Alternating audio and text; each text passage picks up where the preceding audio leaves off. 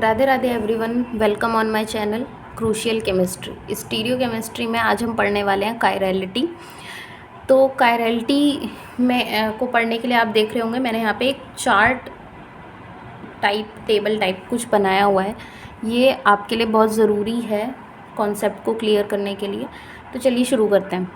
देखिए कायरलिटी में क्या होता है कि मॉलिक्यूल या तो कायरल होगा या तो कायरल नहीं होगा।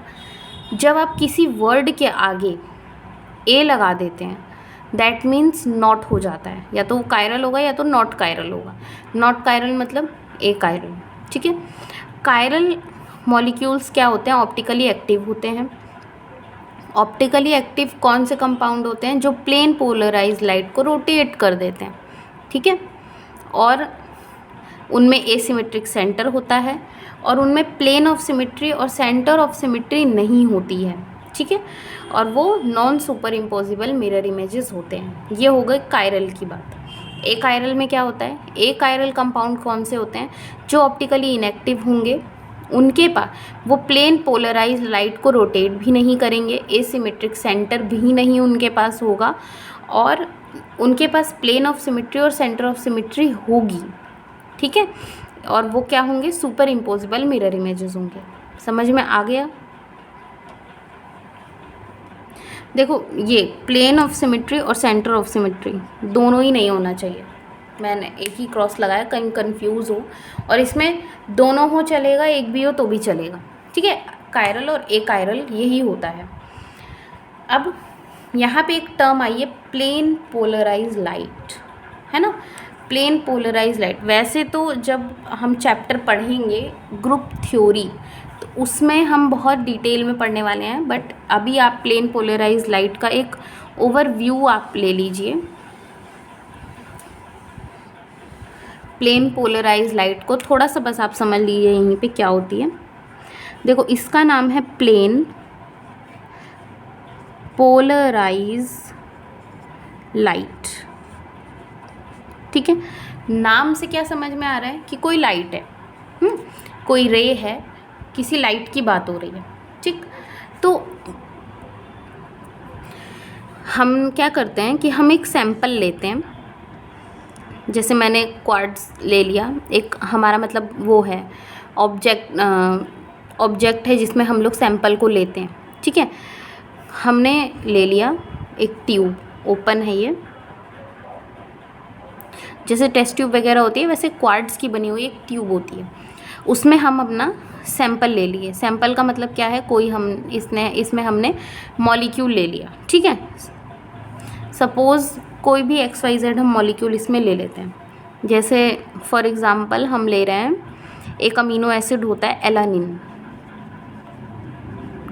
हमने ये एलानिन इसमें ले रखा है सैंपल में, ठीक है। कोई कंपाउंड है, हमने ले लिया। इधर हम अपना इंस्ट्रूमेंट लगाए रहते हैं, स्पेक्ट्रोमीटर टाइप, ठीक है। और यहाँ पे हमारा सोर्स होता है, कोई एक सोर्स ले लिया हमने। इस सोर्स का काम क्या है कि ये लाइट पास करेगा। कौन सी लाइट? प्लेन पोलराइज लाइट, ये लाइट पास करेगा।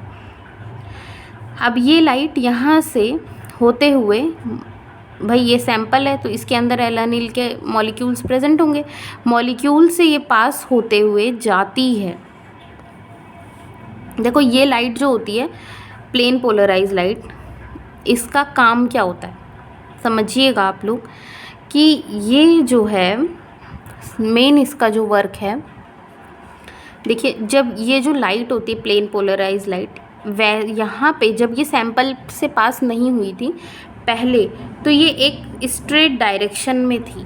इसकी एक जो नॉर्मल लाइन जो लाइट जो है वो हमेशा स्ट्रेट डायरेक्शन में आगे बढ़ती है। हमने पढ़ा होगा ये, आप लोगों ने 10th 9th की बुक्स में बहुत डिटेल में इस चीज़ को बताया गया है। तो लाइट की जो एक स्ट्रेट डायरेक्शन होती है वो पहले ये अपनी स्ट्रेट डायरेक्शन में थी, वैसे जा भी रही थी, बट जब ये मॉलिक्यूल से टकराती है तो होता क्या है, एक इसकी जो स्ट्रेट डायरेक्शन है वो ये होनी चाहिए, है कि नहीं। रफ मैंने बनाया, बट इस मॉलिक्यूल से टकरा के सपोज़ उसकी डायरेक्शन चेंज हो जाती है और वो घूम जाती है, राइट साइड में वो टर्न हो जाती है। पहले डायरेक्शन क्या थी? स्ट्रेट, अब क्या हो गई? टर्न होके राइट हो गई। तो इसको हम क्या बोलते हैं, right side rotation of plane polarise light. ठीक है, या हमने क्या किया, अब हमने कोई ऐसा ही हमने कोई सैंपल ले लिया दूसरा, और इस हमने मतलब सैंपल वगैरह लिया, यहाँ पे हम अगेन हमारा सोर्स है, लाइट हमारी स्ट्रेट लाइन में होती है, यहाँ से हमने लाइट पास की इस सैंपल के ऊपर, और ये पास होने के बाद यहाँ तक पहुँची, और यहाँ पे हमारा स्पेक्ट्रोमीटर ऐसे लगा हुआ है। ठीक है, और यहाँ क्या हो रहा है कि जो लाइट हमारी स्ट्रेट होनी चाहिए थी वो कैसी हो गई है, एक मिनट इसको मिटा रही हूँ मैं, वो हमारी लेफ़्ट साइड रोटेट हो गई है ना। जो लाइट यहाँ पे क्या है, राइट साइड रोटेट हुई है, यहाँ पे लेफ़्ट साइड रोटेट हुई है, यहाँ पे राइट और यहाँ पे लेफ़्ट साइड आपकी लाइट रोटेट हो गई है। तो यही होता है प्लेन पोलराइज लाइट का रोटेशन। तो वो कंपाउंड जो प्लेन पोलराइज लाइट को रोटेट कर देते हैं, चाहे राइट में चाहे लेफ़्ट में, जिसमें भी, ऐसे कंपाउंड को हम क्या बोलते हैं, कायरल, कायरल कंपाउंड। तो एलानिन जो हमने कंपाउंड लिया था वो कैसा कंपाउंड है, कायरल कंपाउंड। समझ में आ गया। तो कायरलिटी का ये कॉन्सेप्ट था, मैंने आपको क्लियरली बहुत ही डिटेल में और शॉर्ट में भी मैंने आपको समझाया कि कायरलिटी क्या होती है। अब चलिए कुछ एग्जांपल्स हम लोग लेते हैं। हम मॉलिक्यूल को देख के कैसे बताएंगे कि वो कायरल है कि अकायरल है ना। एक एग्जांपल लेते हैं।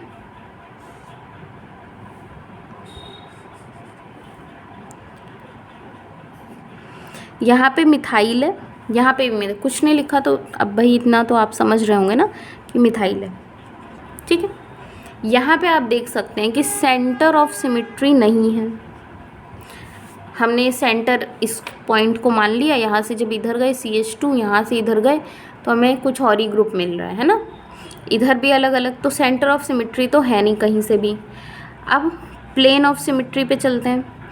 प्लेन ऑफ सिमेट्री, हम कहीं से भी प्लेन, अगर हमने यहाँ से भी प्लेन पास किया तो लेफ़्ट हैंड में ये ग्रुप अबव द प्लेन, ये बिलो द प्लेन लगा है, तो जो ऊपर वाला पार्ट है नीचे वाले पार्ट के इक्वल नहीं है, तो प्लेन ऑफ सिमेट्री भी प्रेजेंट नहीं है। और मैंने क्या बताया आपको, प्लेन ऑफ सिमेट्री और सेंटर ऑफ सिमेट्री जब नहीं प्रेजेंट होगी तो वो मॉलिक्यूल कैसा होगा, कायरल। कायरल मतलब क्या, कि वो प्लेन पोलराइज लाइट को रोटेट कर देगा। अब ये मैंने अभी आपको बताया प्लेन पोलराइज लाइट स्ट्रेट होनी चाहिए। अगर वो राइट में रोटेट कर रहा है तो हम R बोलेंगे, लेफ़्ट में रोटेट कर रहा है तो S बोलेंगे। तो जो हम R और S नोमेनक्लेचर करते थे अभी तक, इसी पे डिपेंड था। ठीक है, तो तुम लोग वैसे भी निकाल ही सकते हो, बट कोई मतलब है नहीं, क्योंकि RS नोमेनक्लेचर एक अलग चीज़ हो गई है ना। यहाँ पे तो हम लोग कायरल कायरल पढ़ रहे हैं। तो इस टाइप से हम लोग कायरल निकालते हैं, कोई मॉलिक्यूल है कायरल नहीं है, क्या है, समझ रहे हो। अब एक एग्ज़ाम्पल लेते हैं, बहुत ही अच्छा एग्ज़ाम्पल है, सिंपल भी है, वाटर। ठीक है, अब इस मॉलिक्यूल में आप अगर देखें तो आपको ये पता चलेगा कि यहाँ पे प्लेन ऑफ सिमेट्री प्रेजेंट है। भाई left hand side right hand side के बराबर है, प्लेन ऑफ सिमेट्री प्रेजेंट हो गई तो मॉलिक्यूल कैसा है, अकायरल। ठीक है, और कायरल होने के लिए तो दोनों ही एब्सेंट होना चाहिए, बट एक भी प्रेजेंट है तो अकायरल। ठीक है, और अकायरल अगर कोई मॉलिक्यूल है तो हम उसे क्या बोलेंगे भाई, सुपर इम्पोजिबल। अभी मैंने थोड़ी देर पहले बताया। तो अगर आप इसकी मिरर इमेज भी बनाएं, ठीक है, मिरर इमेज बनाते हैं तो सेम है, सुपर इम्पोजिबल मिरर इमेज है, आप देख सकते हैं।